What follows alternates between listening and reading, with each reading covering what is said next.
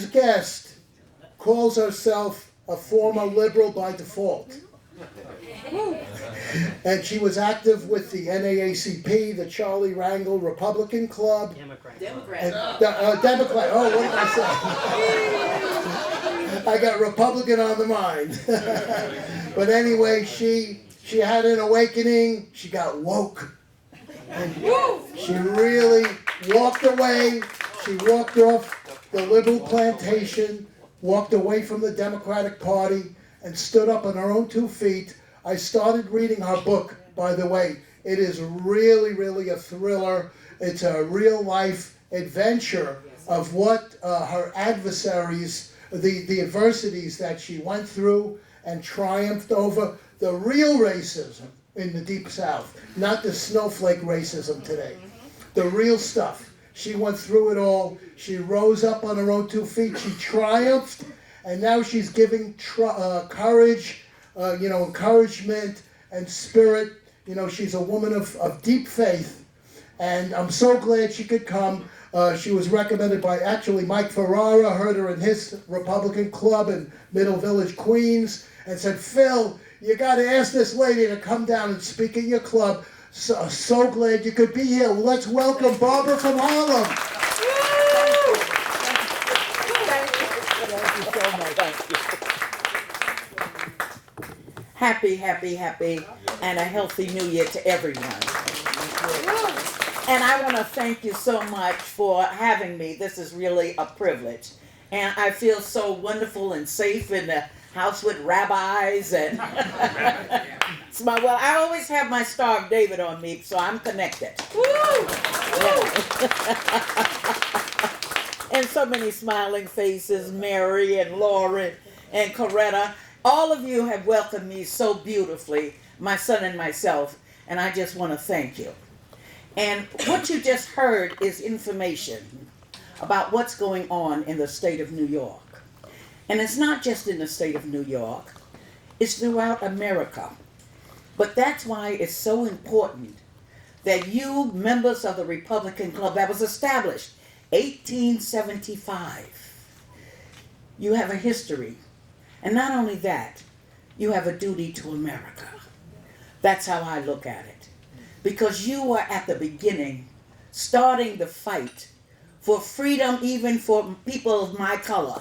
It was the Republican Club that was formed to put someone like Abraham Lincoln in the presidential seat so that the proclamation, emancipation, could be signed. And my forefathers and my foremothers were freed. True.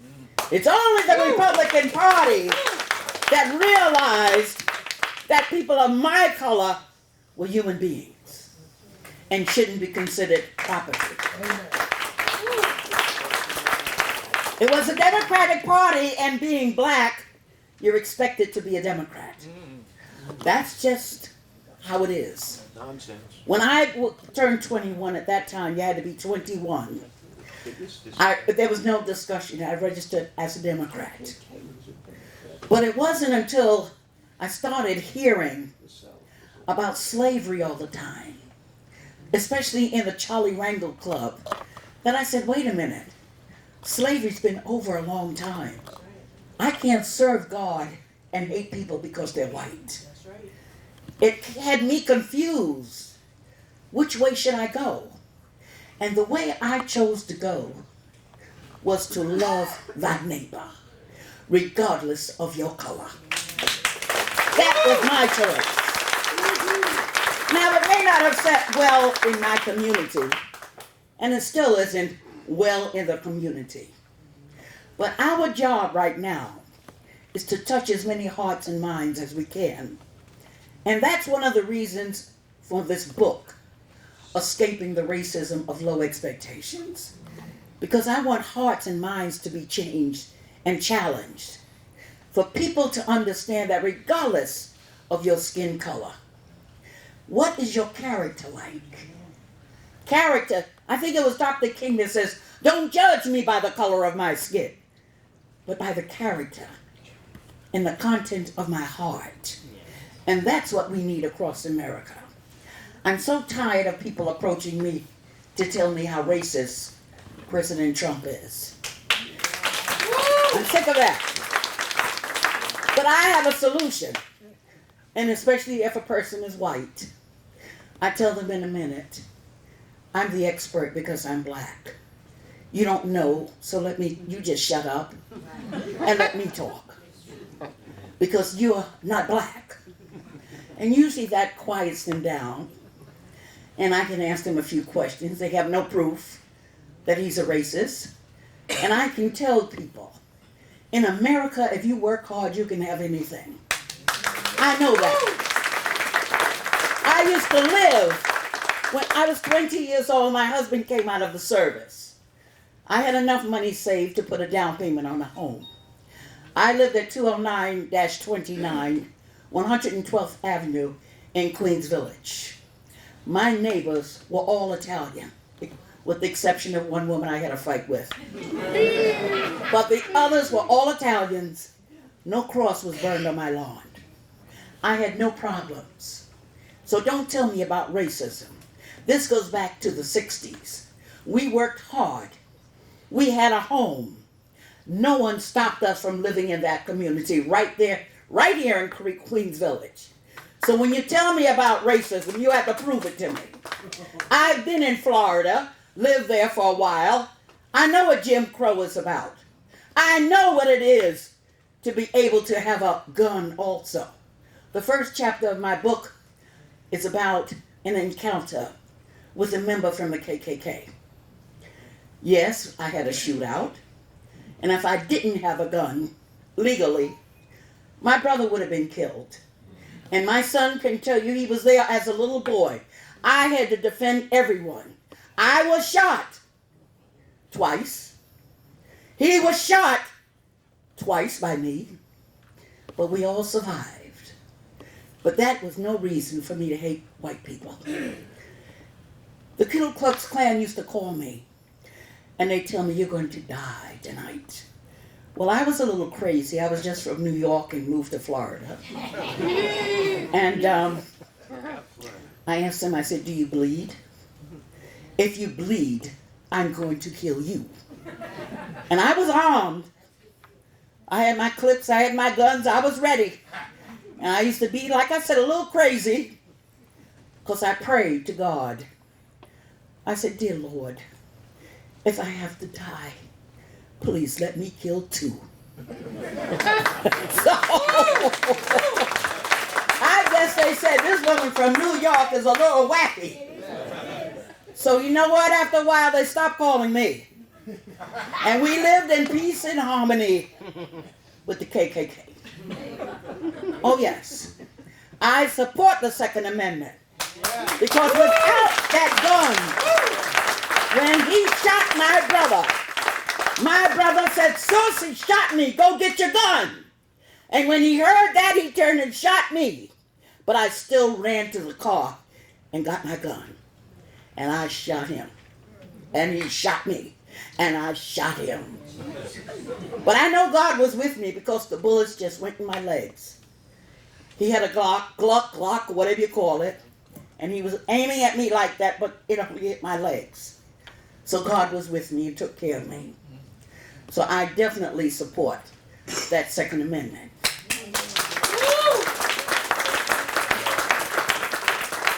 You know, the Democratic Party has turned into something that's vile and filthy. And it's immoral. And I'm so proud to be here. And I'm so proud that you have a history. And I'm so proud that you believe in the same things I believe in. I believe in the preservation of life.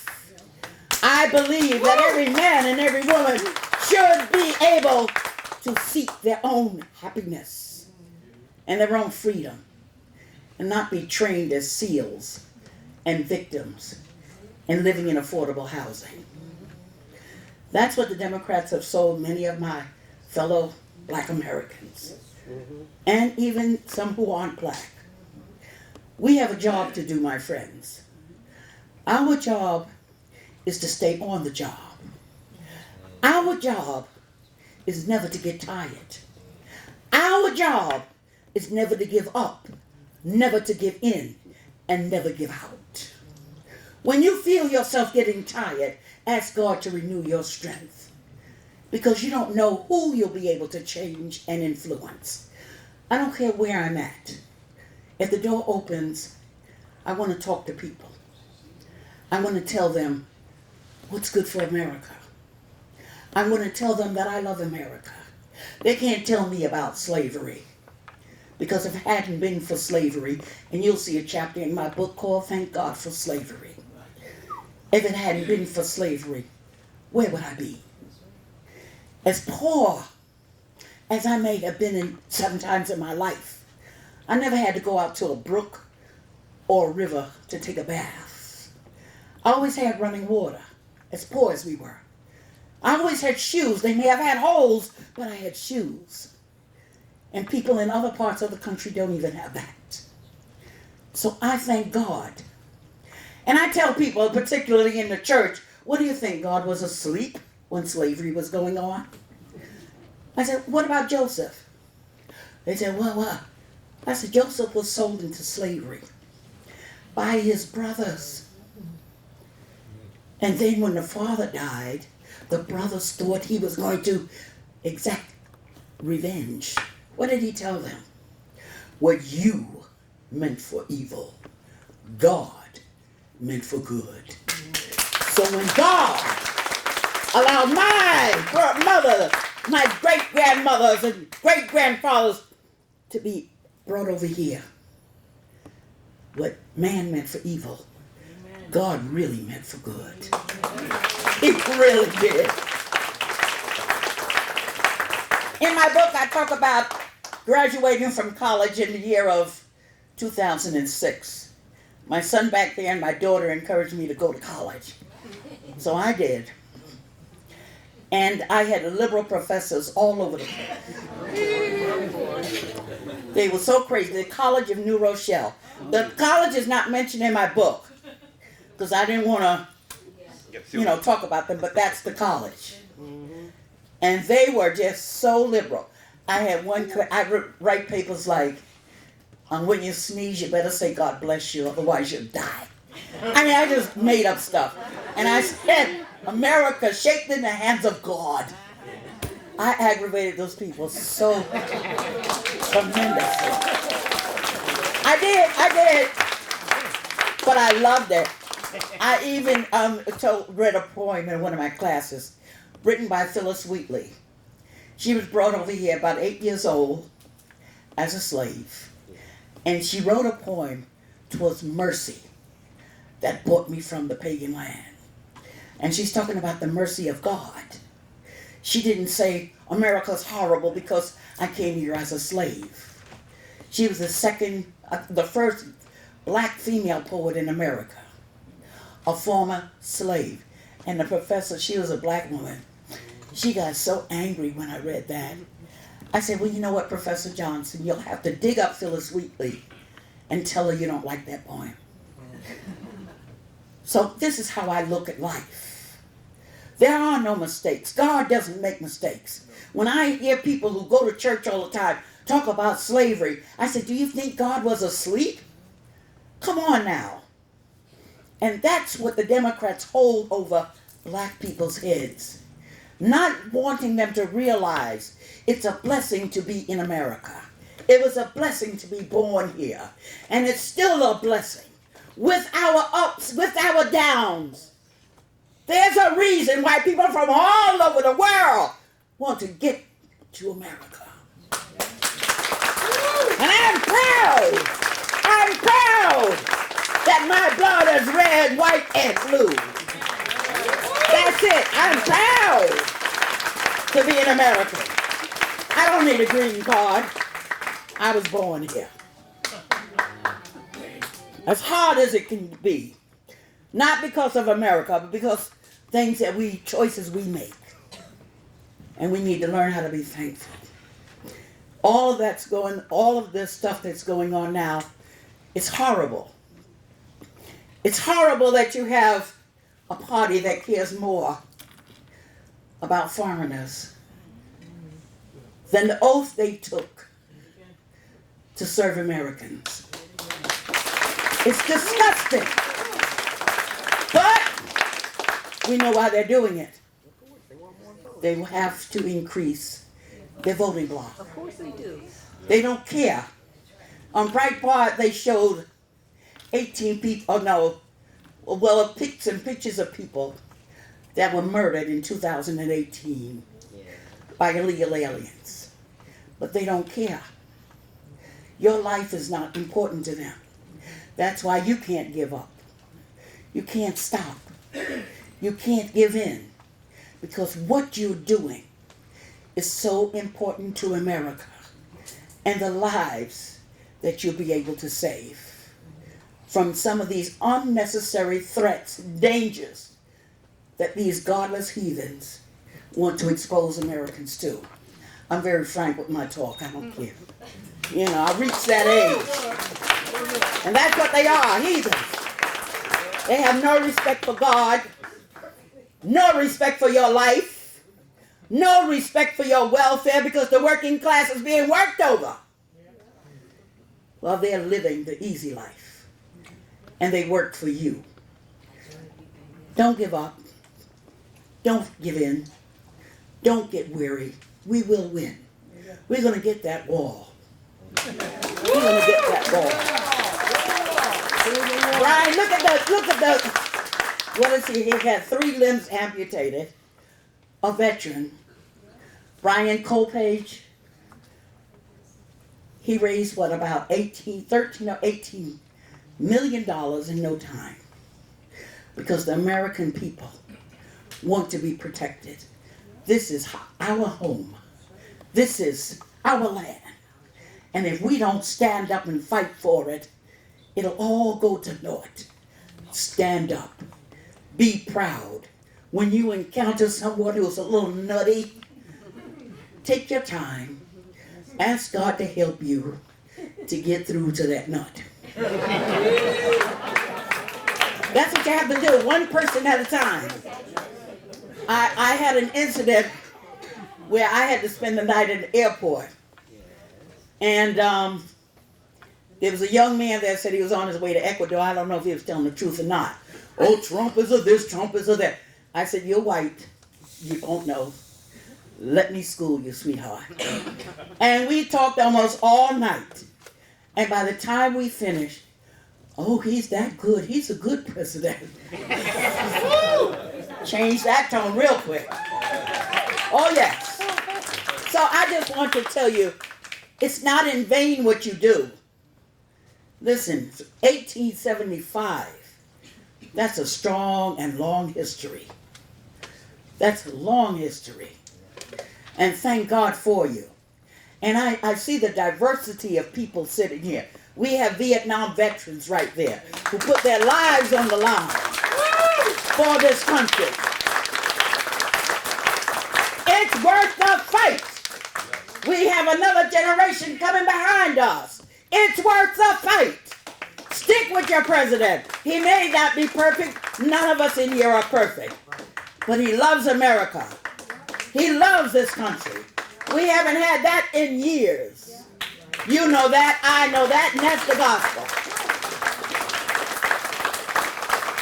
Thank God for someone who's standing up for us. Thank God for someone that the liberals hate. Yeah. Because if you did what they want you to do, they love you. And if he did what the liberals want done, we would never make any progress. And we'll lose more of our freedoms. Yep. So, they hate him because he's not one of them. And thank God for that. Franklin Graham summed it up. He said, when Donald Trump won, the liberals had forgotten the God factor. So God has been merciful to us. God has spared all of us to see a new year, a new day. And we have an obligation to take care of and even make it better what we've been handed. So that's why I'm saying, don't give up. Don't give in. Don't get tired. If you need to take a little break, sip a little coffee and go back out there. Fight for America. It's worth fighting for. Thank you very much. Thank you, all of you. God bless you all. Amen.